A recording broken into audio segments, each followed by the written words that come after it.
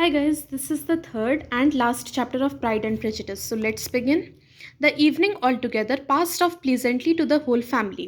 ये क्या जिक्र हो रहा है कि हम लोगों को याद है एक लॉन्गबर्न विलेज है, ठीक है, और एक नेदरफील्ड पार्टी है. नेदरफील्ड पार्टी है अमीर लोगों का रहने का जगह है, सिंपल वर्ड्स में अगर समझें, और लॉन्गबर्न है जहाँ मिस्टर मिसेस बेनेट और उनकी 5 डॉटर्स रहती हैं. तो जो भी यहाँ पे होल फैमिली कहा जा रहा है, मिसेस बेनेट और उनकी 5 बेटी जो गई है वहाँ पे. मिस्टर बिंगले जो पार्टी थ्रो किए हैं, बॉल डांस दिए हैं, अपने घर का नया घर वहाँ पर मैंशन एक खरीदे हैं, उसी के क्रम में एक तरीके से गेट टुगेदर हो जाता, तो उसी पार्टी का जिक्र हो रहा है. तो यहाँ पे कहा जा रहा है कि मिसेस बेनेट देखी है कि जेन को, एल्डेस्ट डॉटर कौन है, जेन, उसको सब लोग बहुत पसंद किए. एडमायर करना मतलब उसका प्रशंसा किए हैं. और Mr Bingley had danced with her twice and she had been distinguished by his sisters. Mr Bingley जो कि सबसे ज़्यादा एलिजिबल बैचलर है वहाँ के, वो तो उसके साथ 2 बार डांस किए, और मिस्टर बिंगले की जो 2 बहन है वो लोग भी उसे बहुत पसंद की है. Jane was as much gratified by this as her mother could be, though in a quieter way. अब क्या कहा जा रहा है, हम लोग जानते हैं जेन जैसे कि एक आइडियल सोफिस्टिकेटेड, जैसे हम लोग डिज्नी मूवीज़ में देखते हैं डिज्नी प्रिंसेस होती है, आप समझ सकते हैं कि जेन वैसी ही है, बिल्कुल बहुत ही पोलाइट और बहुत ही ज़्यादा क्वाइट नेचर है उसका. तो जेन, अब ये ह्यूमन नेचर है, कोई भी किसी को पसंद करेगा तो ऑब्वियसली जेन भी खुश होगी ही कि हाँ सब लोग मुझे पसंद कर रहे हैं, सब लोग मुझे एडमायर कर रहे हैं. लेकिन उसकी जो मिसेस बेनेट है वो थोड़ा सा उनका लाउड नेचर है, थोड़ा सा उनका अग्रेसिव टोन है कि खुश हो गई हैं तो बहुत ज़्यादा जाहिर कर रही हैं. और जेन भी खुश हुई है लेकिन मन ही मन वो खुश है, वो ज़्यादा जाहिर नहीं कर रही हैं, एकदम एक तरीके से छत पे चढ़कर शोर नहीं मचा रही है, या इस तरीके से कह सकते हैं हम लोग, दो इन अ क्वाइटर वेट, इसका यही मतलब है. एलिजाबेथ फेल्ट जेन्स प्लेजर, यानी कि जेन जो कि सबसे बड़ी बहन है और एलिजाबेथ इसके बाद वाली बहन है, तो एलिजाबेथ भी अपनी बहन का ये खुशी समझ जाती है. जैसे अगर मान लीजिए आपकी कोई सिस्टर होगी तो आप लोग देखते होंगे कि हाँ बहुत सारा बात आप लोग बिना बताए ये समझ जाते हैं. ऑब्वियसली ये साथ में रह रहे हैं, फैमिली मेम्बर्स हैं, तो उतना कनेक्टिविटी तो होता ही है, तो वो उसका खुशी समझ जाती है. Mary had heard herself mentioned to Miss Bingley as the most accomplished girl in the neighborhood. जो मैरी बेनेट है ये सब बहन का बता रहा है कि वहाँ से आ कर के सब लोग क्या अपने बारे में सुनी है, या क्या वहाँ पर उसका एक तरीके से इम्प्रेशन पड़ा है. तो मैरी भी सुनी है कि मिस बिंगले, ये जो है मिस कैरोलाइन बिंगले के बारे में बताया जा रहा है, जो कि अनमैरिड है. मिस्टर बिंगले की जो बहन है लेकिन अनमैरिड है, तो इसीलिए ऑब्वियसली नाम है मिस बिंगले. तो वो सुनी कि मिस बिंगले उसके बारे में बोल रही थी कि ये बहुत एकम्पलिश्ड है. Accomplished in the sense well educated है, और accomplishment in the sense England में उस समय होता था जैसे कि जिन लोगों को बहुत सारा म्यूज़िकल इंस्ट्रूमेंट्स आता हो, जिन लोगों को जितना भी आजकल की डेट में आप जैसे एक्स्ट्रा करिकुलर एक्टिविटीज़ बोलते हैं, या एक तरीके से अपना स्किल डेवलप करना, क्योंकि उस समय ज़्यादा अपॉर्चुनिटीज़ नहीं था वुमेन के लिए, तो इस यही एकम्पलिशमेंट कहा जा रहा है. और हम लोग पहले भी पढ़ चुके हैं कि मैरी बेनेट जो है ना वो एक बुकवर्म है, हर हमेशा बुक्स पढ़ते रहती है और अपना नॉलेज भी थोड़ा शो ऑफ करती है. तो वो मिस बिंगले जो है वो भी ऑब्वियसली पढ़ी लिखी ही होगी. तो फिर मिस बिंगली जो बोलती हैं, सब लोगों को ऐसा अपने बारे में सुनी है कि हाँ जिक्र कर रही है कि मैरी बेनेट जो है ना वो बहुत ही पढ़ी लिखी है, बहुत ही वेल एडुकेटेड है, इस तरीके से कर रही है. And Catherine and Lydia had been fortunate enough to be never without partners. और जो कैथराइन और लीडिया बेनेट है ये लोग तो ऑब्वियसली छोटी होगी, कैथराइन और लीडिया, तो ये लोगों का इतना में ही खुशनसीबी था कि ये लोग के साथ कोई डांस कर लिया, which was all that they had yet learned to care for at a ball. और बस इतना ही तो अभी इन लोगों ने सीखा था कि कोई डांस कर लिया, कोई थोड़ा सा बात कर लिया, बस इन लोगों का खुशी उसी में था, क्योंकि छोटी हैं ये लोग, मे बी टीनेजर ही हो, तो इन लोगों के लिए इतना ही काफ़ी था.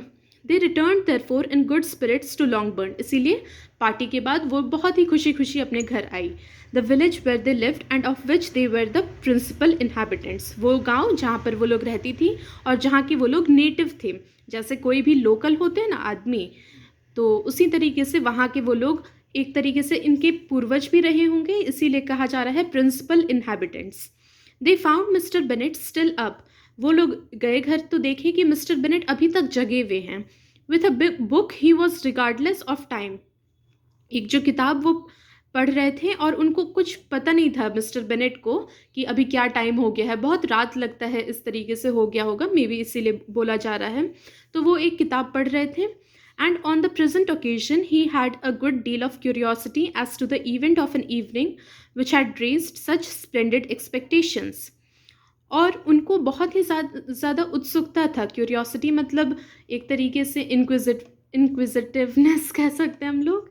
तो फिर उन्हें बहुत ज़्यादा उत्सुकता था कि कैसा उन लोगों का इवनिंग गया है। सब लोग तो इतना ज़्यादा उसके बारे में एक तरीके से सोच, एक minute, sorry, today I am stammering a lot, but then I hope you guys get it. तो फिर हाँ, लेट्स बिगिन। मिस्टर बेनेट जो है, उन्हें थोड़ा सा क्यूरियोसिटी भी था और ये भी था कि इतना ये लोग बहुत ही ज़्यादा मिसेस बेनेट उत्सुक रहती हैं, बहुत ही ज़्यादा उतावली सी रहती हैं। तो उनका यही कहना है कि वो सुनना चाह रहे थे कि कैसा उन लोगों का समय वहाँ बीता है। He had rather hope that all his wives views on the stranger would be disappointed.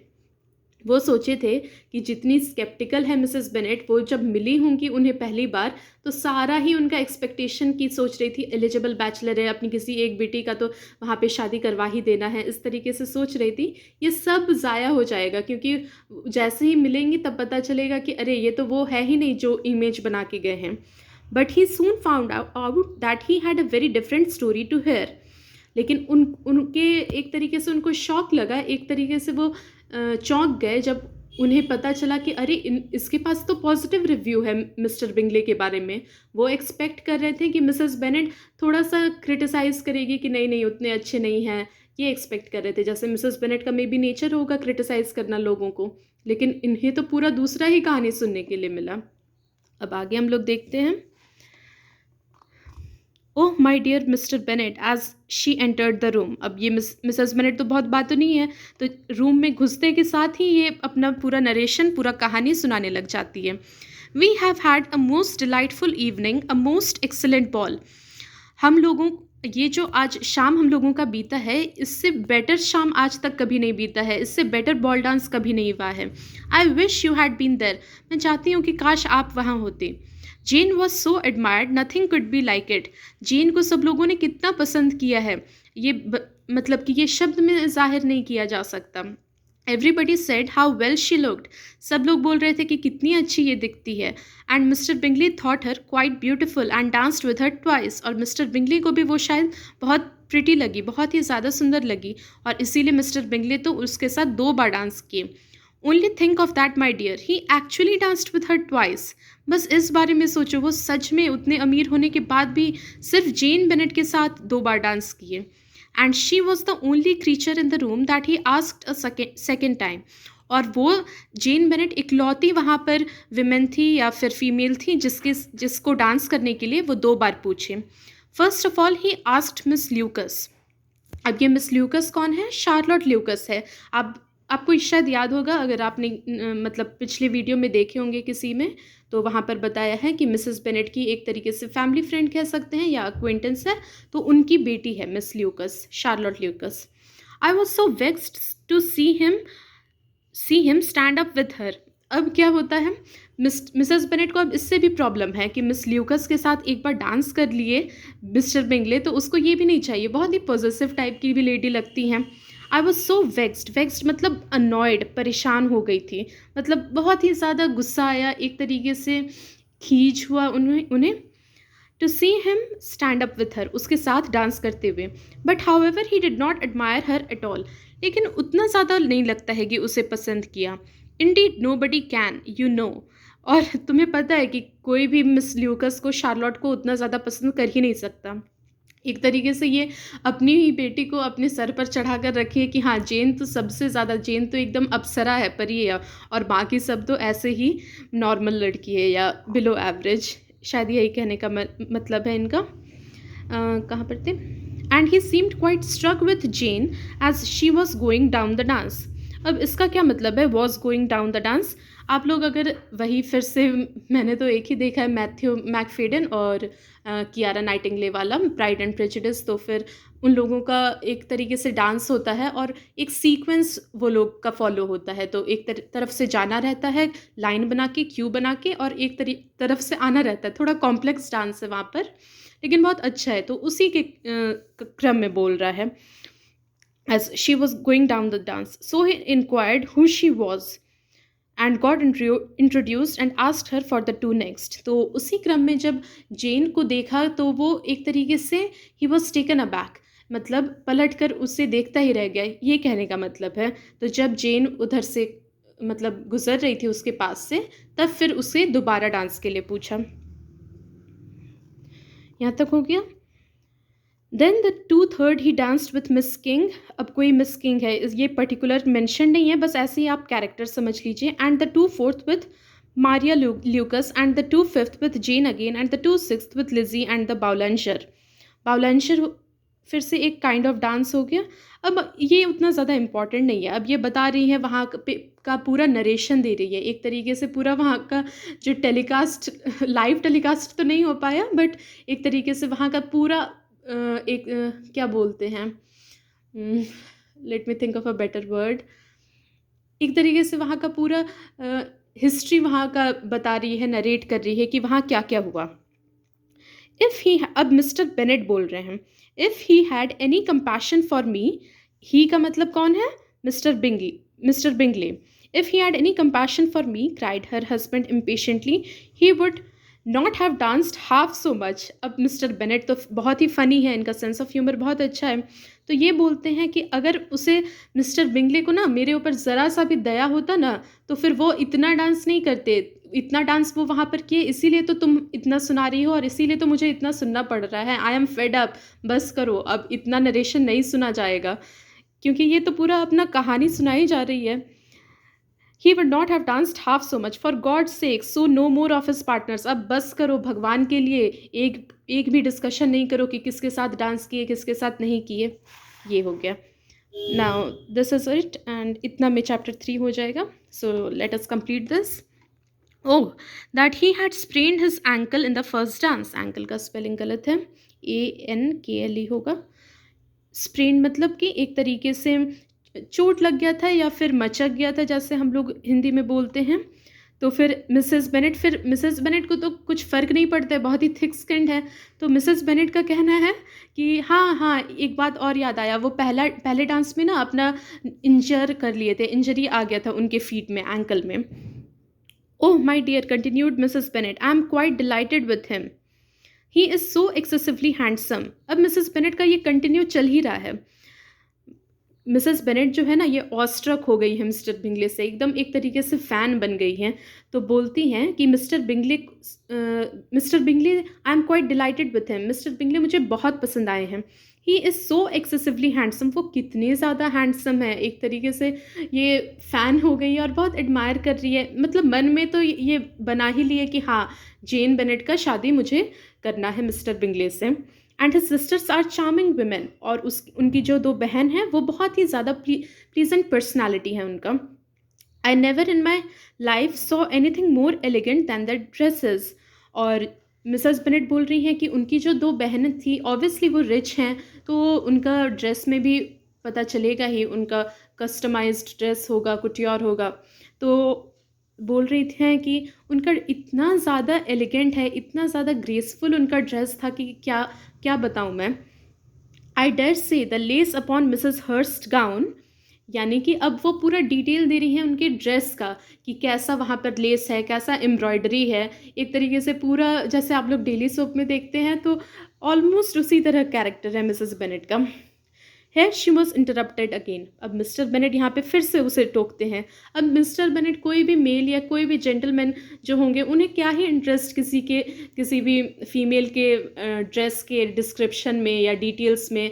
Nobody bothers about so much of intricacy. तो वो बोलते हैं अरे बस करो यार, तंग आ गया हूँ मैं।